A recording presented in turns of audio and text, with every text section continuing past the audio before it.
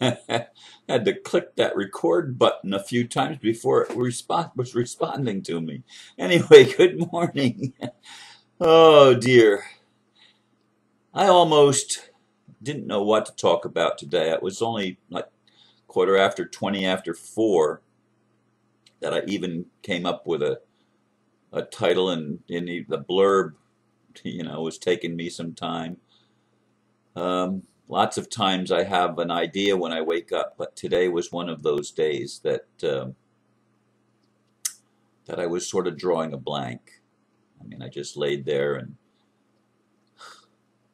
just was feeling and wondering where I had been in that dream. That, again, so many of my dreams don't seem to have significance to me. Whether they do or not, I don't know. The ones that don't seem significant, I tend to forget fairly quickly, if I remember them at all. Anyway, the title that I finally came up with is Embracing Our Own Humanity. Undoubtedly, one of the biggest obstacles and challenges I face in my life is to find the balance between spirituality and simply being human. So much of what I was taught in the spiritual circles that influenced my life was about negation, escape, and what I now see as wishful thinking. So much of the programming focused on the negative, the sin, the limitations, or eliminating the identity, ego. Of course, there was another set of programs deemed positive, visualization of what we want, focusing on what we consider good, and simply learning to get along. Perhaps it's true that all of it is just something we made up. Yet even if we did make it up, what lessons can we learn from our own make-believe? Humans are visionaries. I think this is true because none of us are ever really satisfied, no matter where we are in our lives. For me, embracing my humanity means seeing the untapped potential and accepting the fact, if it's true, that we are doing the best we can.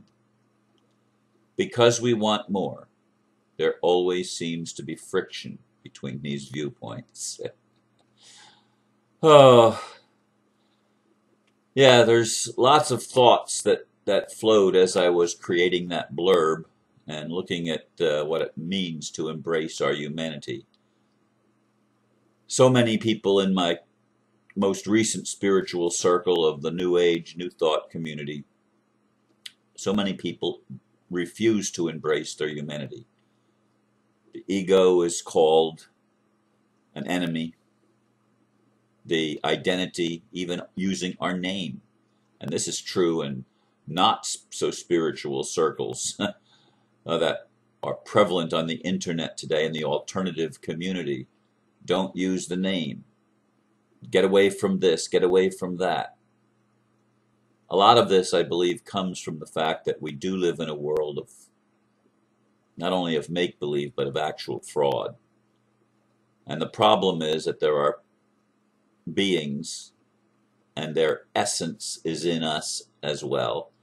There are beings who take advantage of others, who violate what I think of as natural law, at least natural law for humans. Do no harm. Don't violate the free will of another. Don't cause loss.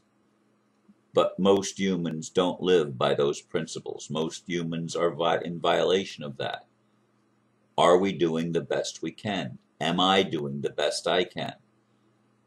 Of course, I answer yes, and I look at others that I know that are struggling in their lives, whether it's with health issues or whether it's with loneliness or financial issues, of course, is a big one because we live in a world of financial tyranny where there's a handful of people that think that having 90% of the world's wealth when it's less than 1% of the world's people, that there's nothing wrong with that. Of course, I'm speaking from money, and the question came up in a email exchange that I had yesterday about boundaries and about money. And I know there are some people that think if we could eliminate boundaries and eliminate money, we'd probably have a utopian world. I'm not so sure that that's true, at least not until we develop a higher state of consciousness where we are able to integrate the opposites and bridge the gap between our positivity and our negativity, if you want to look at it in that respect. Because we all have the little demon on one shoulder and the angel on the other shoulder, don't we? Are there people that really don't have that? Do the psychopaths, the ones we call psychopaths, do they have two sides? Are they able to even consider? Perhaps they're not. Perhaps that's why people shoot the angel for so long, that the only thing they have is the little demon that tells them the most important thing is getting your own way. Now, obviously, to those of us that are waking up, having our own way all the time is not even an ideal. It's actually a distortion of reality, because we live in a world where it's not just simply about independence, it is also about interdependence, learning to get along, as I said. But getting along with people that are doing bad things to other people and hurting Mother Earth and hurting life, how do you get along with people like that are diametrically opposed to everything that we deem decent and honorable and respectable? These characters are anything but honorable. Even though they put forth an image of respectability, it's not a real image, it's a false image. They are wolves in sheep's clothing, as the cliche goes. How do you get along with people like that? I choose not to. I choose to rock the boat. I choose to shake people out of their slumber and sleep to the best of my ability. And I choose to embrace the humanity of the feelings that come up for me when I feel like I've let somebody down, or when I feel like I haven't done as much as I might have been able to do. All of the things, all of the negative programming of self-examination and putting myself down because I fall short of my own ideal, my own expectation. I do that in my own life, you know, and I bet you do too. It's part of being human. So there has to be a balance, and I have to find the balance, and I want to find the balance between seeing the ideal and knowing what the possibilities are and what the potential is for us to actually create something good, something beneficial for all of life and for ourselves. Ourselves, not just myself. That's part of the problem. That is part of the imbalance in nature, and it's how people become psychopathic. And people can become psychopathic on the evil side or the good side. The positive or the negative side can be a psychopathic thing because it is out of balance, because it is not sustainable. Power has to be balanced with service.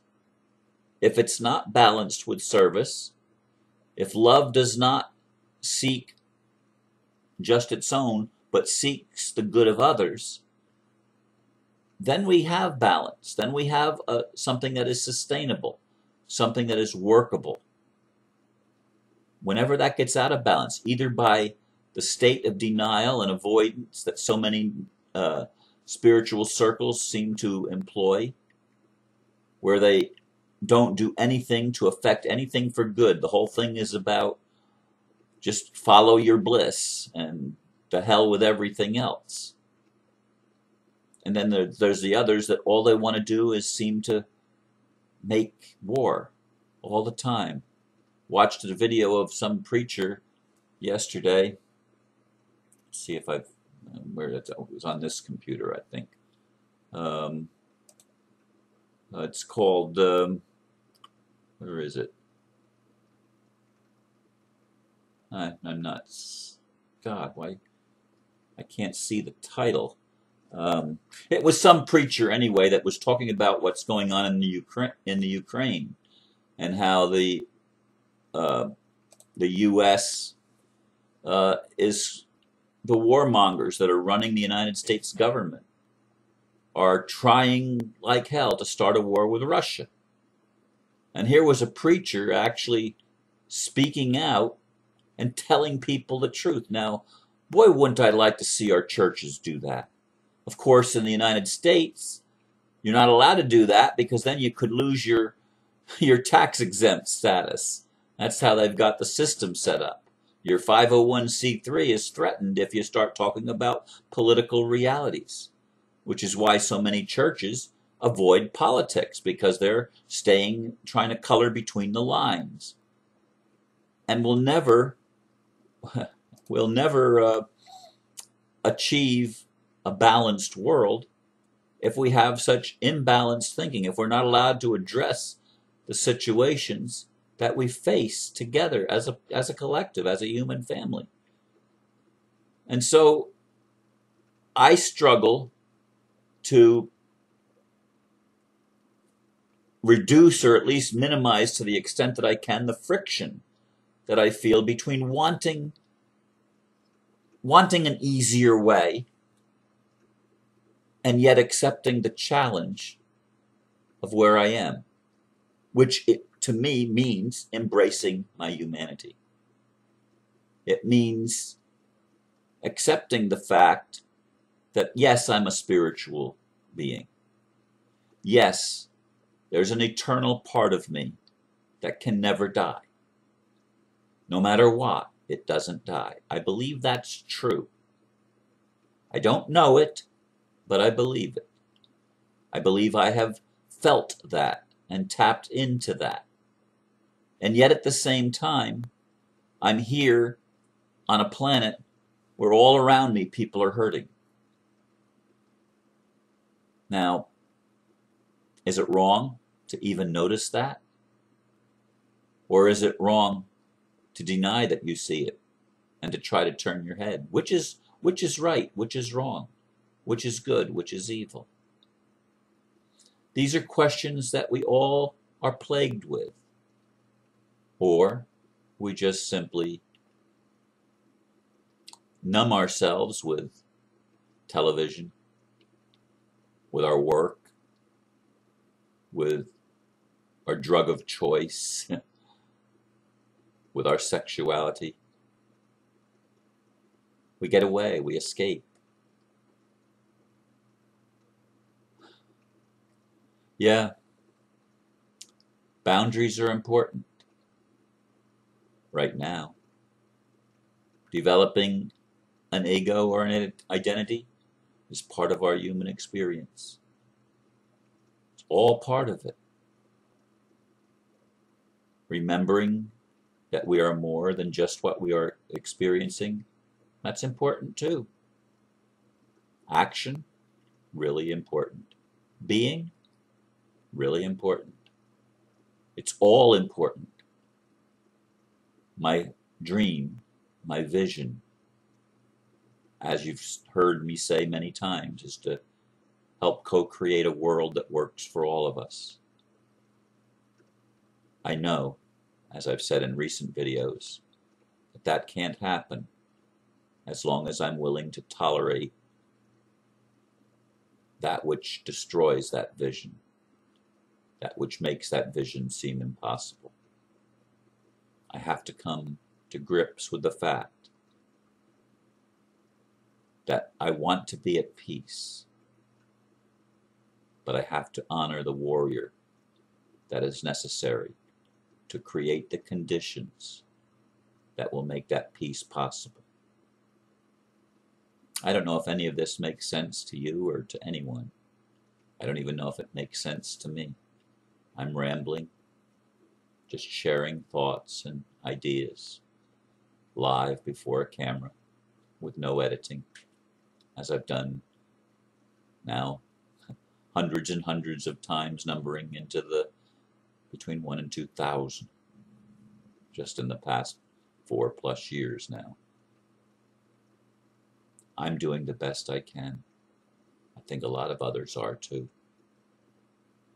I love you when you fall short, but I'd like us all to pull together, because I do think the challenge that we face is really, really important. It's huge, and we've got to get it right, because I do believe historically, through the eons since the beginning of so-called time, we failed numerous times and had to start over.